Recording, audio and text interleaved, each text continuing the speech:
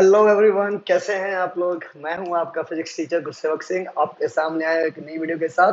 और ये particular video होगी 11वीं क्लास के लिए। यूनिट का नाम है लॉज ऑफ मोशन। चल रहा है जो आपका न्यूटन के तीनों लॉज आप लोगों ने कर लिए, अच्छे से कर लिए। कंजर्वेशन ऑफ मोमेंटम का डेरिवेशन हम लोगों ने पिछली ही यूनिट में करा, सॉरी पिछले लेक्चर में आप लोगों ने करा है। आज का जो टॉपिक है वो बहुत इंपॉर्टेंट है बेटा, इम्पल्स। इम्पल्स आज स्टडी करेंगे, ठीक है। क्या होता है, क्या काम है, क्या इसका रोल है, मोमेंटम के साथ इसका क्या रिलेशन है, डेली लाइफ में ये कैसे हेल्प करता है। फिर इम्पल्स की वजह से फोर्सेस का जो डेवलपमेंट होता है, कितने टाइप की फोर्सेस आती हैं। एक इम्पल्सिव फोर्स होता है, एक नॉन इम्पल्सिव फोर्स होता है, दोनों में डिफरेंस क्या है, ठीक है। इम्पल्स मोमेंटम थ्योरम क्या है, उनके बेस के ऊपर न्यूमेरिकल्स कैसे करते हैं वो मैं आपको करवाऊंगा, ठीक है। तो ये सारी की सारी चीजें इसमें आएंगी एक पर्टिकुलर वीडियो में आएगी। हो सकता है वीडियो अच्छी खासी लंबी भी हो सकती है, डिपेंड करता है मूड के ऊपर। किसके, आपके नहीं, मेरे मूड के ऊपर यार। ठीक है, मेरा मूड अगर अच्छा रहा, मैं पढ़ाता रहा, मुझे मजा आता रहा, तो मैं क्वेश्चंस कराता जाऊंगा। तो मुझे लगेगा नहीं यार, आज बच्चे के लिए बहुत हो गया, बहुत है, इतने में बच्चे का काम हो जाएगा, ठीक है। तो कुछ वही बंद कर दूंगी। तो इम्पल्स की बेसिक मैं डेफिनेशन आपको बता दूं। It is basically a property of product of force into time. और फोर्स का जो प्रोडक्ट होता है उसको इम्पल्स कहा जाता है। और बड़े सिंपल भाषा में अगर आपको बताऊं कि अगर एक फील्डर को कभी आपने कैच पकड़ते हुए देखा है, तो लगान टीम की फील्डर की बात नहीं कर रहा, एक प्रोफेशनल की बात कर रहा हूँ। कहीं लगान मूवी में आप लोगों ने जिन फील्डर्स को देखा है वो ऐसे कैच करते हैं, नहीं, प्रोफेशनल। जैसे विराट कोहली हो गए है ना, रैना हो गया, इन सबको अगर आपने कैच पकड़ते हुए देखा है तो समझे क्या करते हैं, हाथों को लेके जरूर ऊपर जाते हैं, बट कैच करते समय हाथों को नीचे लाते हैं। यहां से कैच करना शुरू करा, यहां पर आके कंप्लीट करा। तो इम्पल्स की वैल्यू को बढ़ाते हैं ताकि आपकी पर्टिकुलर वैल्यू को, आपके हाथों को चोट कम से कम लगे, दर्द कम से कम लगे। कभी ट्राई करना कि एक दोस्त को कहना बॉल फेंक, लेदर वाली बॉल, तो यही कैच करना है, नीचे लाना मत, ठीक। उस एक इम्पल्स का एक महसूस करना कि चोट कितनी लगती है। और उसी के बाद क्या करना, एक दोस्त को फिर से कहना अब बॉल फेंक, और फिर बड़े प्रोफेशनल क्रिकेटर की तरह ऐसे कैच करना कि हाथों को नीचे ला, तो महसूस करना, तो चोट बहुत कम लगेगी, ऑलमोस्ट ना के बराबर नहीं। तो बेसिकली टाइम ऑफ इम्पैक्ट अगर आपने बढ़ा दिया तो इम्पल्स बढ़ जाता है। इम्पल्स बढ़ने का मतलब है आपका वो पर्टिकुलर चोट की जो वैल्यू है वो भी ऑटोमेटिकली कम हो जाती है। एक चीज तो दूसरी चीज, अगर आप बात कर रहे हैं किसी टूटने वाली चीजों की, उनकी जो आपने पैकिंग देखी होगी, उनको थर्माकोल्स वगैरह में प्राप्त करा जाता है, ताकि जब वो कांटेक्ट में आए किसी की चीज के साथ तो टाइम ऑफ इम्पैक्ट बढ़ जाए। जैसे अगर ये थर्माकोल है, सपोज मेरा हाथ थर्माकोल है और ये टूटने वाली चीज है, ठीक है, झटका लगा किसी गाड़ी में जहां पर भी वो रखे हुए थे, ठीक है, तो वो कांच का टुकड़ा इसके साथ टकराया, ठीक। ये सॉलिड होगा तो कांच का टुकड़ा ऑटोमेटिकली टूट जाएगा, बट ये सॉलिड नहीं होता, ये तो बड़ा थर्माकोल सॉफ्ट मटेरियल होता है, तो वो पर्टिकुलर टुकड़ा बीच में घुस जाता है, तो वो इम्पैक्ट प्रोवाइड करवा देता है उस पर्टिकुलर बॉडी को, टाइम प्रोवाइड करवा देता है, इम्पल्स की वैल्यू को बढ़ा देता है। अब समझ में आ रही होगी चीज, मैं किसके बारे में बात कर रहा हूँ, मैं इम्पल्स के बारे में बात कर रहा हूँ, वो कि बहुत ही एसेंशियल है। इम्पल्स के थ्रू अगर मैं बात करूं तो इम्पल्स से निकलने वाले दो फोर्सेस होते हैं। एक इम्पल्सिव फोर्स जो इम्पल्स प्रोवाइड करवाता है, एक होता है नॉन इम्पल्सिव फोर्स जो इम्पल्स प्रोवाइड नहीं करवाता।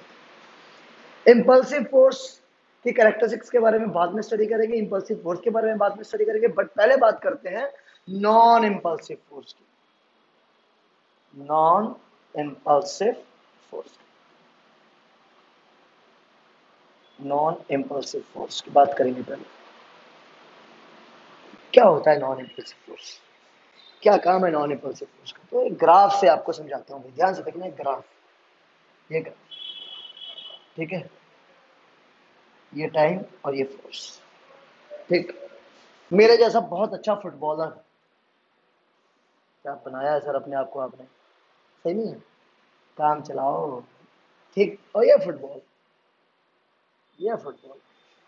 मैं क्या कर रहा हूँ, इस बॉल को आगे की तरफ ड्रिबल कर रहा हूँ धीरे धीरे, एक ही फोर्स एफ के साथ, फोर्स एक ही है, कांस्टेंट है, कांस्टेंट फोर्स के साथ मैं इसको आगे की तरफ धीरे धीरे ड्रिबल कर रहा हूँ, गोल पोस्ट की तरफ बढ़ रहा हूँ धीरे धीरे। और यहाँ एक बंदा है उसको काटा, मैंने इधर से काटा, यहाँ एक बंदा है उसको मैंने इधर से काटा, यहाँ एक बंदा है मैंने उसको इधर से काटा। और यहाँ पर लाके मैंने गोल कर दिया बड़े आराम आराम से एक ही फोर्स के साथ। हाँ सर, भारतीय हो आप तो कुछ भी कर सकते हो, 3 बंदों को काट रहे हो, बहुत अच्छे फुटबॉल खेलते हैं। तो भाई फोर्स कांस्टेंट लग रहा है टोटल टाइम के साथ, तो ऑटोमेटिकली फोर्स की वैल्यू को आपने कांस्टेंट कर दिया टाइम के साथ, तो थ्रू आउट द पीरियड आपकी एफ की वैल्यू क्या है? Constant. Through out the period F की वैल्यू क्या है? कांस्टेंट। ऐसा फोर्स जो through out the period same लगे, ऐसे फोर्स को नाम दिया जाता है नॉन इंपल्सिव फोर्स। बड़ा सिंपल है यार ये तो, इसमें कोई लोचा ही नहीं है। ठीक, अगर मैं बात करता हूं इंपल्सिव फोर्स की, अगर मैं बात करता हूं इंपल्सिव फोर्स की, तो इंपल्सिव फोर्स में क्या डिफरेंस है? तो देखिएगा, ये भी मैं ही हूं, मैं अपने आप को आगे रखता हूं हमेशा, और ये फुटबॉल है। मुझे दिख रहा है वही 3 बंदे फिर से खड़े हुए हैं, ठीक है, और गोल पोस्ट से काफी आगे आगे खड़े हो गए, तो मैं क्यों इनको काटूंगा? मुझे काटने की क्या जरूरत है? मैं क्यों ना इसको शूट करूं और इनके ऊपर से गोल कर दूं भाई। अरे मजा आ गया सर, इतना भागना भी नहीं पड़ा, इतना फोर्स भी लगाना पड़ा, ना ना ना ना, फोर्स उससे ज्यादा लगाना पड़ेगा, अभी बताता हूँ क्यों। ठीक, तो मैंने एक ही बार में फोर्स लगाया और बॉल सीधी गोल। ये ऊपर से देख रहे हैं, बॉल चली गई। तो भाई for a very short time क्या होता है, for a very short time क्या होता है, बहुत ही छोटे टाइम के लिए मुझे एक large amount of force apply करना पड़ेगा। तो भाई सपोज ये मेरी टांग है जिसके थ्रू मुझे किक करना है, तो इसको मैं पीछे लेके जाऊंगा, ठीक, धीरे धीरे लाया आगे की तरफ, ठीक, यहाँ पर आके जैसे टच करा मेरा फोर्स लगना शुरू हो गया। Initially time t equal to 0 पर फोर्स 0, जब टच नहीं हुआ, जैसे टच हुआ, जैसे टच हुआ फोर्स धीरे धीरे बढ़ा। ठीक, तो हो क्या रहा होगा, ये फोर्स की वजह से फुटबॉल अपनी शेप को धीरे धीरे चेंज कर रहा होगा, धीरे धीरे चेंज कर रहा होगा, धीरे धीरे चेंज। क्या बात कर रहे हो, फुटबॉल ऐसी हो जाती है। अगर आप बहुत ही माइक्रो सेकंड्स के लिए देखेंगे ना इस चीजों को, आपने किक मारी, फुटबॉल की शेप थोड़ी सी बल्ज हो जाती है इनवर्ड, उस बल्जिंग की वजह से आपने क्या करा है, उसकी शेप को चेंज करा हुआ है। फोर्स का इम्पैक्ट यहाँ, फिर यहाँ, फिर यहाँ, फिर यहाँ, और अब ये जाना चाह रहा है इधर इस बॉल को लेके, तो वही तो कर रहे थे, इधर लेके जाना चाह रहे थे, शिप चेंज होगी। हाँ भाई, तभी तो बोल रहा हूँ, ये फोर्स बढ़ता जाएगा, बढ़ता जाएगा, और एक टाइम के बाद हो जाएगा कांस्टेंट, मैक्सिमम फोर्स एक टाइम के बाद क्या हो गया, कांस्टेंट हो गया। ठीक, बॉल हवा में गई, मेरा कॉन्टेक्ट टूट गया यहाँ पर, बॉल हवा में गई, बॉल हवा में गई तो शेप धीरे धीरे वापस आएगी, वापस आएगी, वापस आएगी, तो फोर्स धीरे धीरे फिर से जीरो हो जाएगा, फोर्स फिर से जीरो हो जाएगा। तो भाई जैसे कॉन्टेक्ट हट गया, फोर्स तो मैंने हटा दिया ना, फोर्स तो हटा दिया, यहाँ पर फोर्स मैक्सिमम था, फिर वो फोर्स धीरे धीरे कम हुआ, जीरो हो गया, अब बॉल हवा में है, बॉल हवा में है, तो वो उसी एक वेलोसिटी के साथ जाके यहाँ पर स्ट्राइक कर जाएगी। बट यहाँ पर वेलोसिटी क्या थी, जीरो, और यहाँ पर आपने क्या करा था, उसको एक वेलोसिटी प्रोवाइड करवा दी थी यहाँ पर, कांस्टेंट, और उस कांस्टेंट वेलोसिटी के साथ ये जाके उस गोल पोस्ट में चले गया। इनिशियली वेलोसिटी होगी जीरो, फाइनल वेलोसिटी हो गई v, तो इसका मतलब बॉल का मोमेंटम चेंज हुआ छोटे से टाइम के लिए, बिल्कुल हुआ। उस स्मॉल ड्यूरेशन के लिए, एक स्मॉल ड्यूरेशन के लिए, डेल्टा टी के लिए मोमेंटम भी चेंज हुआ। क्या हुआ, मोमेंटम भी चेंज हुआ। ठीक, p की वैल्यू भी क्या हुई, चेंज। किसने चेंज करी, इम्पल्सिव फोर्स ने। तो अगर मैं कैरेक्टरिस्टिक्स बताऊं इम्पल्सिव फोर्स की, तो इम्पल्सिव फोर्स की पहली कैरेक्टरिस्टिक तो बेटा क्या कहती है, लिख के बताते हैं, लिख के बताते हैं, लिख के ज्यादा समझ में आएगी चीजें। एग्जाम्पल समझ गया ना, फुटबॉल वाला, ठीक है। तो पहली कैरेक्टरिस्टिक तो क्या होती है, सॉरी इम्पल्सिव फोर्स की, तो आप लोग भी अपनी पेन और कॉपीज प्लीज अपने साथ रखा करो, ताकि जब मैं कुछ भी डिक्टेट करूं, कुछ भी बताऊं, कुछ भी बोर्ड पे लिखूं, तो आप साथ में साथ लिखते जरूर जाओ, ठीक है। अब देखो, पहली property, it acts for a very short time. Impulsive force की कैरेक्टरिस्टिक्स की बात कर रहा हूं, इंपल्सिव फोर्स की कैरेक्टरिस्टिक्स एकेडमिक में पूछी जा सकती है, what are the characteristics of impulsive force. तो पहली property, it acts for a very short time. बहुत ही छोटे टाइम के लिए आपका इंपल्सिव फोर्स एक्ट होता है। दूसरा, its value is very large. इसकी जो वैल्यू होती है इंपल्सिव फोर्स की value as compare to non impulsive force बहुत ज्यादा होती है। Its value is very large. फिर तीसरी, मोमेंटम की बात करें अगर, तो इनिशियली बॉल रेस्ट पे थी, ठीक, और उसके बाद क्या होता है, एकदम से वेलोसिटी मिल जाती है, तो momentum changes very fast. Momentum changes very fast and in large amount and it changes very suddenly, you can say momentum changes very suddenly and in very large amount। ये कुछ प्रॉपर्टीज हैं जो आपको याद रखनी है, किसकी, इम्पल्सिव फोर्स की। बात क्लियर हो गई होगी, नहीं हुई? चलो यार एक और एग्जांपल कर पाते हैं, एक और एग्जांपल करा देते हैं ताकि और क्लियर हो जाएगा। ये मजेदार एग्जांपल है यार, इम्पल्सिव फोर्स और नॉन इम्पल्सिव फोर्स का। वैसे तो क्लियर हो गया होगा, कई बच्चों को हो गया होगा, बट रेस्ट ऑफ द 20% अगर जिनको नहीं क्लियर हुआ तो वो समझे ये मेरे ड्राइंग से कैसे कर सकते हैं हम इस चीज को क्लियर। ठीक है, 2 ट्रक, ये हो गया 2 ट्रक।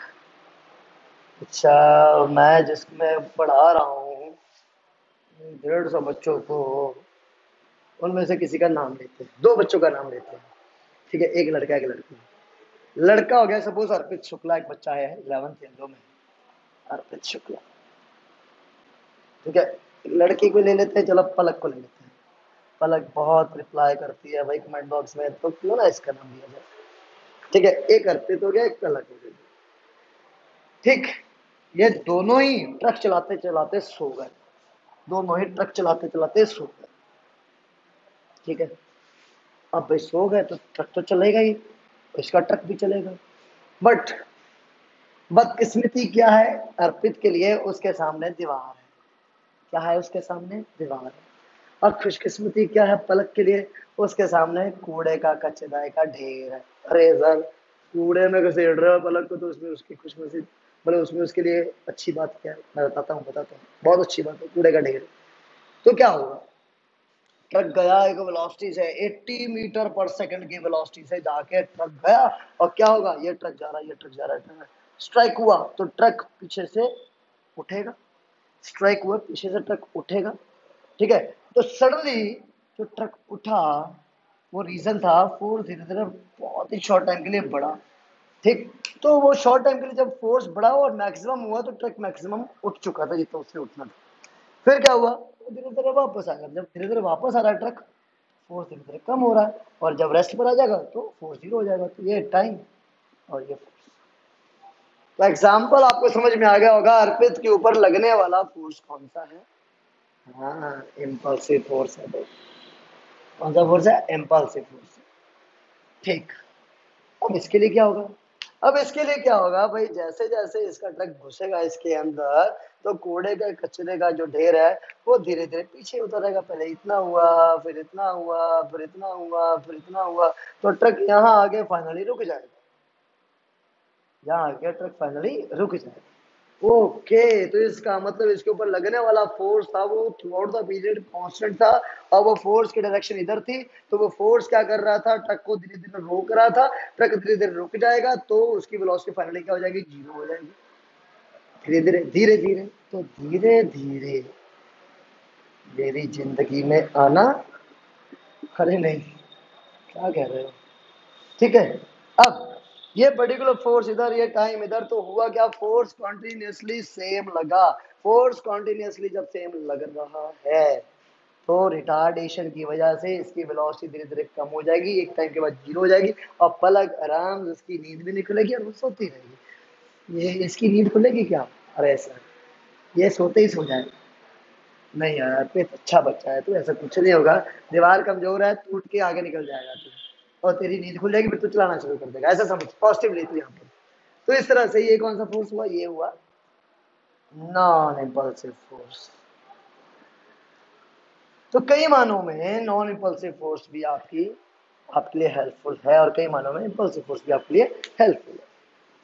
ठीक, तो भाई इम्पल्सिव फोर्स को ओवरकम करने के लिए बेसिकली क्या करना पड़ता है, हाथों को पीछे लाना पड़ता है, कांच की चीजों को रैप करके रखना पड़ता है, किसमें, थर्माकोल्स वगैरह में, ताकि ये ज्यादा नुकसान ना पहुंचाए। यही इसके सामने एक थर्माकोल रख दो अच्छा खासा लंबा, तो ये इसके फोर्स को झेल जाएगा और ये दब जाएगा। दबने के साथ साथ जो कूड़े का कचरे का ढेर कर रहा था इसके लिए, वो थर्माकोल कर देगा इसके लिए। तो ये पर्टिकुलर इम्पल्सिव फोर्स कन्वर्ट हो जाएगा किसमें, नॉन इम्पल्सिव फोर्स में। कैसी रही, मजा आया, आएगा आएगा। ठीक है, तो थैंक यू हरप्रीत एंड पलक, आप लोगों ने आज मेरी हेल्प करी भाई, आपके नाम ने मेरी हेल्प करी टॉपिक समझाने में, और बच्चों का भला भी हुआ। ठीक, आगे बात करते हैं अगले टॉपिक की। तो इम्पल्स का रिलेशन किसके साथ, मोमेंटम के साथ। तो एक डेरिवेशन निकल के आता है यहाँ से, और वो डेरिवेशन का नाम क्या है, इम्पल्स मोमेंटम,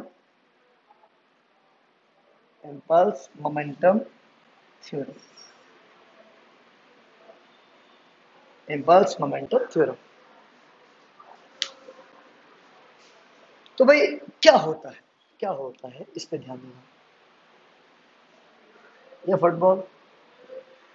फुटबॉलर यहाँ से एक पर्टिकुलर वेलोसिटी u से मूव कर रहा था फुटबॉल, सपोज इसने फोर्स F लगाया, फुटबॉल की अब वेलोसिटी हो गई कितनी, v, हो गई कितनी, v। तो ऑटोमेटिकली क्या होने वाला है, मोमेंटम चेंज होने वाला है। मोमेंटम चेंज होगा तो हमें तो ऑलरेडी पता है F is equal to ma, एक फॉर्मूला है। ठीक, और दूसरा फॉर्मूला क्या है, a is equal to v minus u upon t, है दूसरा फॉर्मूला। सुना हुआ है इसके बारे में या नहीं सुना हुआ, सीधी सी बात। ठीक, तो ये दूसरी क्वेश्चन हो जाएगी।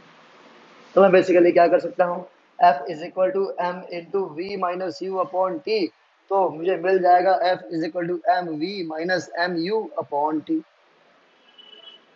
ठीक, फिर ये तो हमें ऑलरेडी पता है, change in momentum is equal to force होता है, बिल्कुल होता है। पर थोड़ी देर पहले मैंने क्या पढ़ाया आपको, force into time is equal to impulse.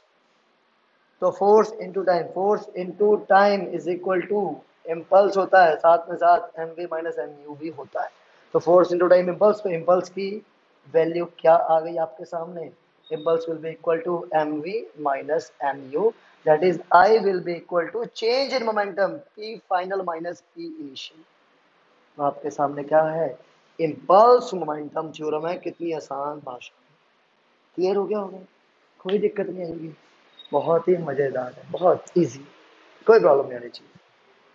Clear हो गई ना बात। तो इम्पल्स का रिलेशन किसके साथ, फोर्स इंटू टाइम के साथ भी है। इम्पल्स का रिलेशन किसके साथ, मोमेंटम के साथ भी है। चेंज इन मोमेंटम होता है इम्पल्स, बट अगर मैं बात करूं तो rate of change of momentum, तो rate of change of momentum क्या होता है, वो होता है आपका फोर्स। तो rate of change of momentum को क्या लिखते हैं, F is equal to D P upon D T. और अगर मैं चेंज इन मोमेंटम की बात करूं, P F minus P I, तो that will be equal to what, impulse. ठीक है भाई, अब कुछ अच्छे अच्छे न्यूमेरिकल्स इस टॉपिक पर करेंगे और फाइनली इस वीडियो को दी एंड कर देंगे, और फिर आपको मिलेंगे कल एक नए लेक्चर के साथ। ठीक है, तो भाई न्यूमेरिकल आपको नीचे दिख रहा होगा, जिसको तो आता है वो करना शुरू कर दो, है ना। मैं तब तक न्यूमेरिकल निकाल लेता हूँ भाई, कहाँ छुपा रखा है मैंने न्यूमेरिकल को। ये आ गया न्यूमेरिकल पहला, पढ़ लिया भाई पहला न्यूमेरिकल। ठीक है, पहला न्यूमेरिकल क्या कहता है, a rubber ball of mass 50 gram falls from a height of 1 metre. भाई देखो, बात ऐसी है कुछ कि ये बॉल है, 1 मीटर से नीचे गिरा दी। ठीक है भाई, 1 मीटर है, इससे नीचे इस बॉल को गिरा दिया गया। फिर क्या है, बॉल का मास भी दे रखा है, mass of ball is equal to 50 gram. ये आपने यहाँ लिख दिया, 50 ग्राम का मास है, falls from height of 1 metre and rebounds to height of 0.5 metre. तो रीबाउंड करके बॉल ऊपर गई, और ऊपर जाने पर इसने कितनी हाइट अचीव करी, 0.5 मीटर।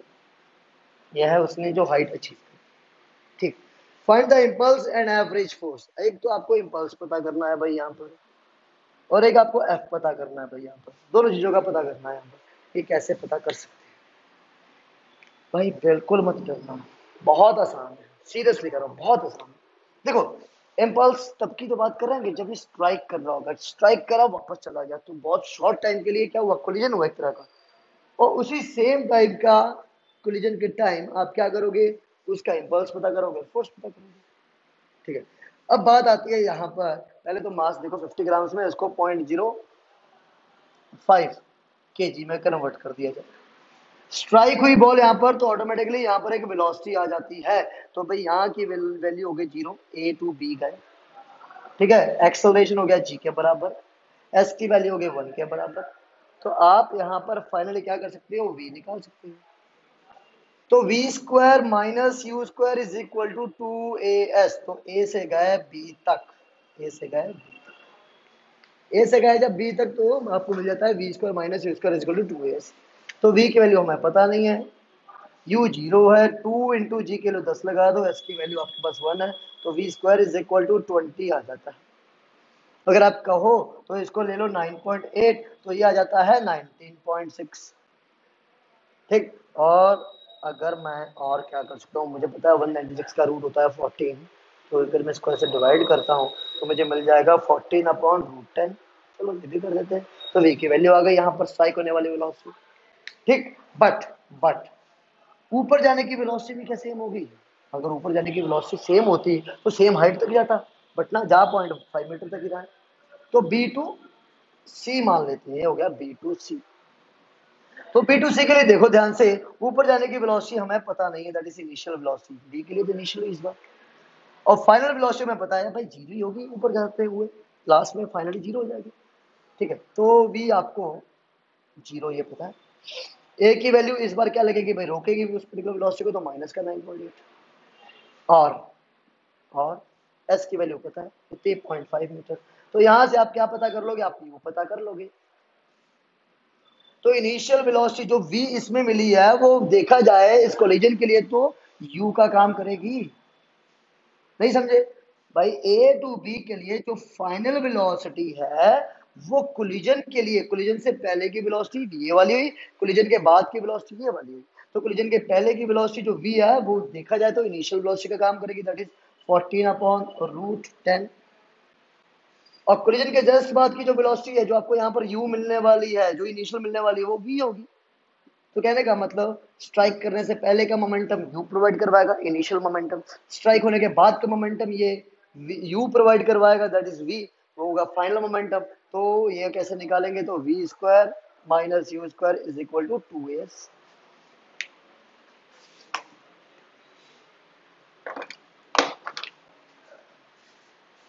तो यहां से v की वैल्यू निकल जाएगी, तो v तो आपके पास सॉरी जीरो ही है, तो u माइनस का U square is equal to 2 into A की वैल्यू माइनस का 9.8 इंटू एस की वैल्यू 0.5, इसको 10 पुट कर दिया तो ये दोनों कैंसिल हो जाएंगे, इससे कैंसिल हो गया। तो यू स्क्वायर की वैल्यू कितनी आ गई 9.8, और यू की वैल्यू कितनी आ जाएगी 98/10, वो भी दोनों रूट में। ये आ गया यू, ये आ गया अभी। निकालना क्या था, इम्पल्स निकालना था। तो इम्पल्स का फॉर्मूला क्या होता है भाई, इम्पल्स का फॉर्मूला होता है change in momentum p F minus P I. तो पी एफ की value final momentum m we minus initial m u, तो आपके पास इम्पल्स की तो वैल्यू आ गई, इम्पल्स की तो वैल्यू आ गई, इम्पल्स आ गया। अब और क्या पता करना था, फोर्स। तो ध्यान से देखो, क्वेश्चन में एक चीज मिसिंग नहीं है, गिवन है यार, हाँ। कांटेक्ट कितने टाइम के लिए रहता है, यहाँ पर, यहाँ से स्ट्राइक हुई, यहाँ पर वापस आई, तो कांटेक्ट जो है टाइम का यहाँ पर है कितना, 0.1 सेकेंड। तो अगर आपके पास इम्पल्स की वैल्यू आ चुकी है, जो आप निकालोगे, कमेंट करोगे, अटेंडेंस मिलेगी, तो आपको मिलेगा यहाँ से फोर्स। फोर्स का फॉर्मूला होता है force into time is equal to impulse. तो force will be equal to impulse upon time. Impulse यहाँ से निकाल के इसमें पुट करना, टाइम गिवन है भाई, कितने टाइम के लिए वो कांटेक्ट में रहती है, ऑटोमेटिकली फोर्स की वैल्यू आप निकाल लोगे। सिंपल है। ऐसे क्वेश्चन ये एकेडमिक पॉइंट ऑफ व्यू है, और कंपटीशन में भी पूछा जा सकता है। एक और क्वेश्चन करते हैं सिंपल सा, ठीक है, और फिर वीडियो को यहाँ पर एंड करें। बड़ा सिंपल सा क्वेश्चन है, आपके नीचे स्क्रीन पर दिख रहा होगा, और आपको अगर समझ में आ चुका है तो कर दीजिए भाई जल्दी से, और जल्दी से मेरे से पहले ही इसका आंसर लिख दीजिए।